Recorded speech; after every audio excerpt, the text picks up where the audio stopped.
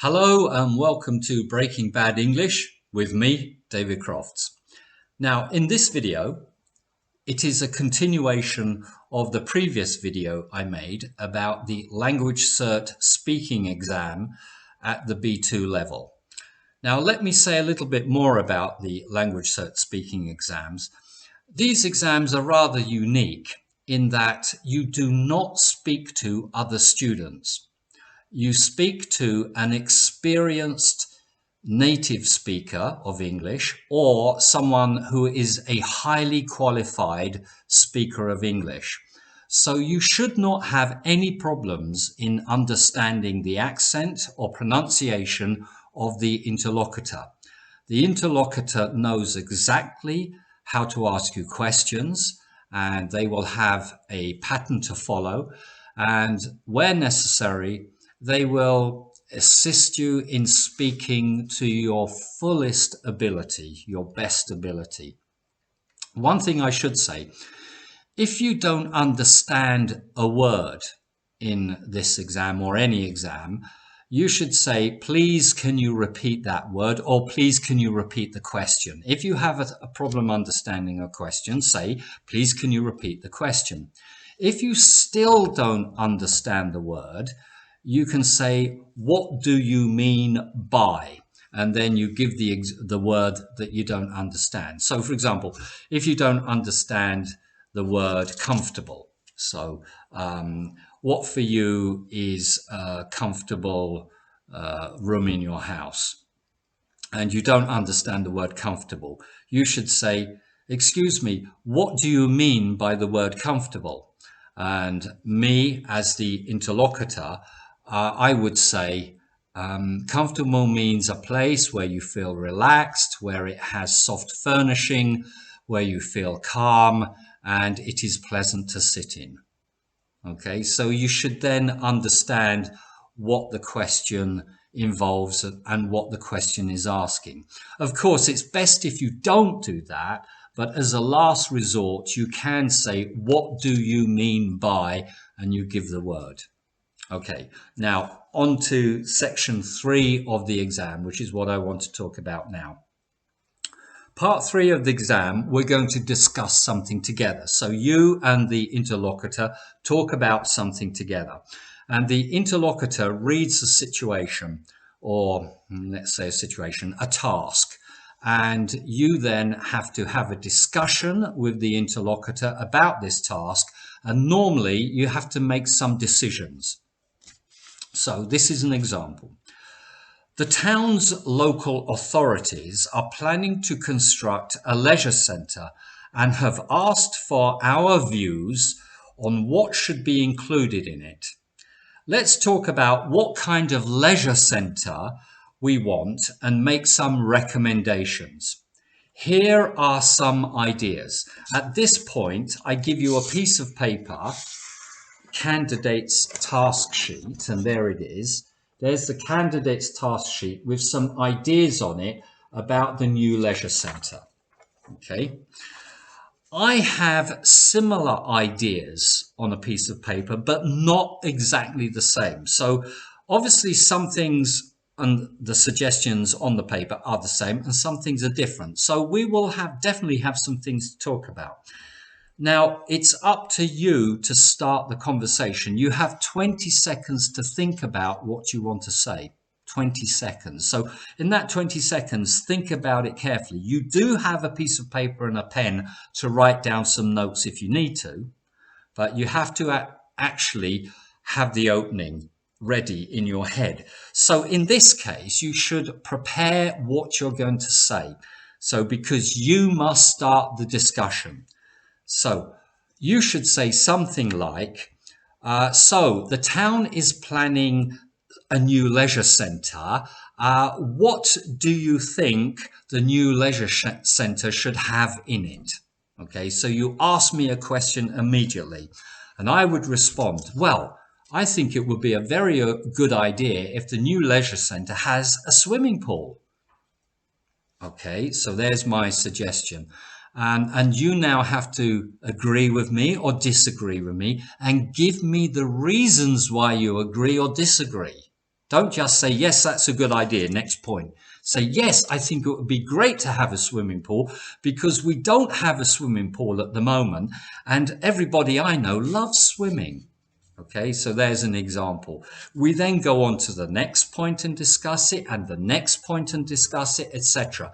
And you can make the suggestions from your piece of paper. It shouldn't be the interlocutor making all the suggestions.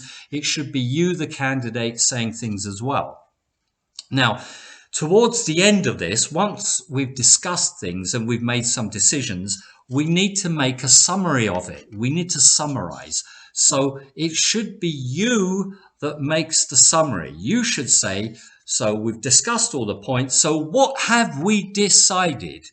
So you should then say, we have decided it would be a good idea to have a new swimming pool and also a new sports hall for indoor sports like badminton and tennis and volleyball.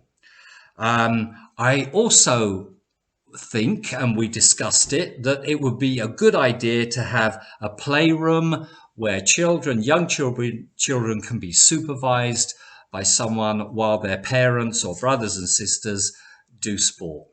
Okay, so we've got to go through all of those points. Now, this part of the exam takes about 3 minutes. So you've got to speak just as much, if not more, than the interlocutor. So you've got to use sentences.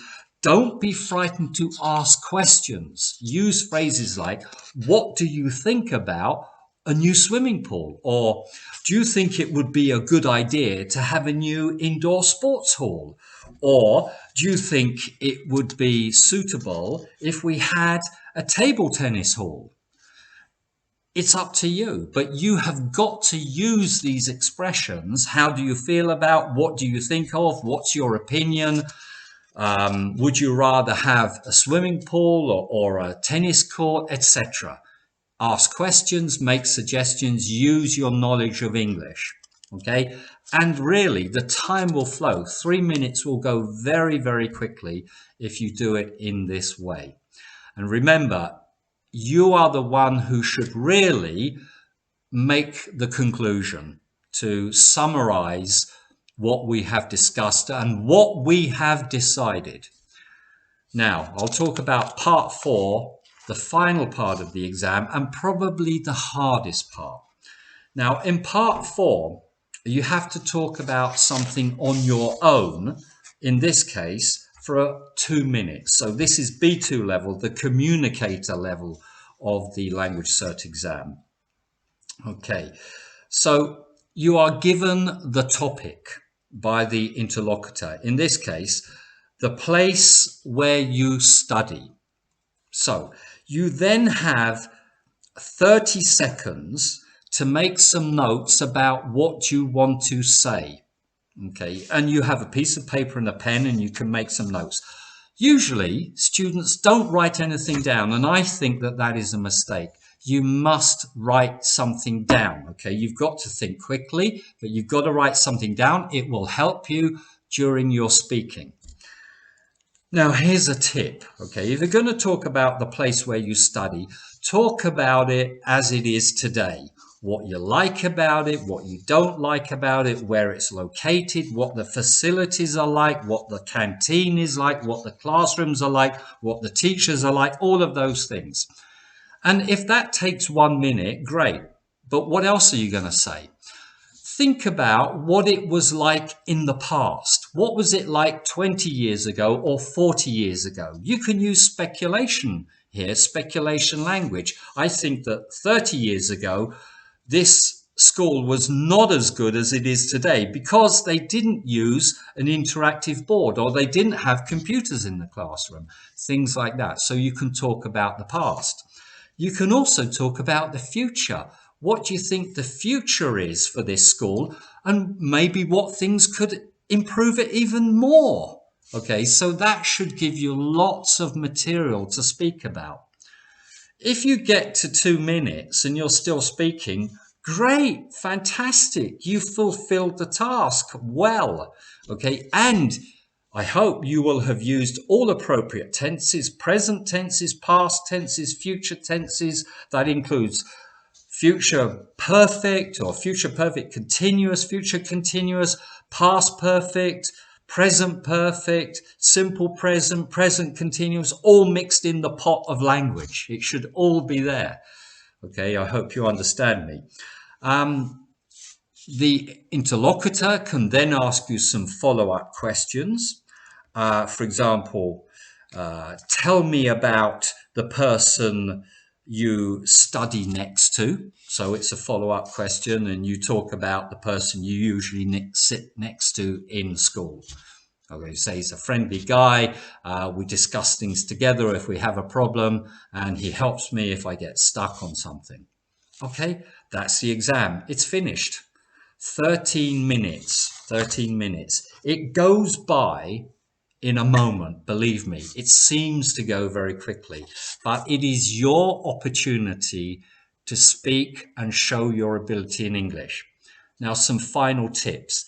Never ever speak too quickly. Okay, I don't want people speaking at 100 miles an hour or 160 kilometers an hour. I want them to speak clearly and steadily. I want you to think about the tenses you use. If a question is asked you in the past tense, usually you will answer in the past tense. If it's future using be going to, you would normally answer with future be going to. Okay, so think about that. Are your answers logical? Are they the correct answer to the question being asked? Because if somebody asks you about your hobbies and you talk about your dad's job, the two things aren't connected. It's got to be the correct answer to the question. Okay. Take a deep breath. Breathe steadily through the exam.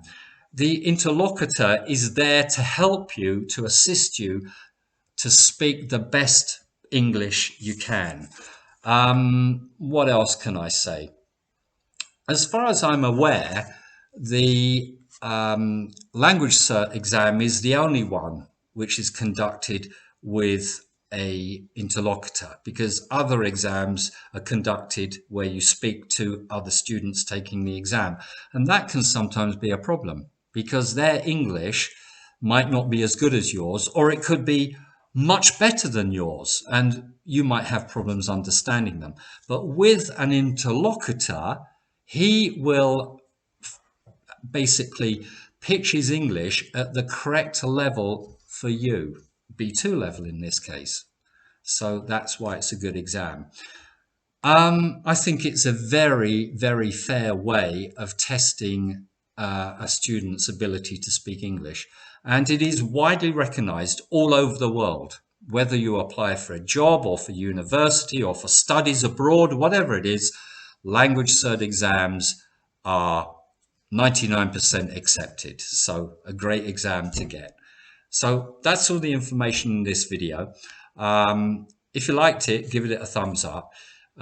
Consider taking the LanguageCert exams. They're very good. And believe me, I'm not paid by LanguageCert. I am an interlocutor, but I'm independent. But I do think their exams are excellent. And that I really do mean that. So, okay, that's all for me. If you have any questions, don't forget to send me a question here on questions here on YouTube. And I will see you again in the next video of Breaking Bad English with me, David Crofts. See you again soon. Goodbye.